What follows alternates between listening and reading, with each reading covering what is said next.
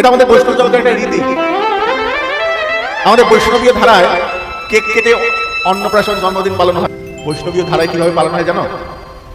কিছু বৈষ্ণব সেবা করো, সেই বৈষ্ণব আসবে তোমার বাড়িতে, গৃহ পবিত্র হবে, তাদের চরণ ধুলি তোমার গৃহে যখন করবে, সেই হাত, যেই হাত কৃষ্ণ ভজনে সবসময় সেবায় নিয়োজিত হয়ে রয়েছে, সেই হাত তোমার ছেলের মাথায় পড়বে, ছেলের মঙ্গল হবে।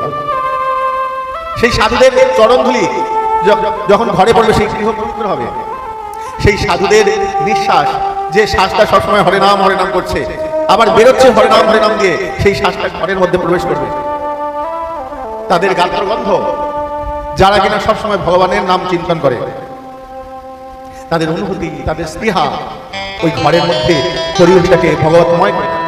তাই বাড়িতে যখন কোনো শুভ কাজ করবে, মঙ্গলসূচক কোনো কাজ করবে, সাধু, গুরু, বৈষ্ণব, ভগবান, এই তিনজনকে দেখে সামনে রেখে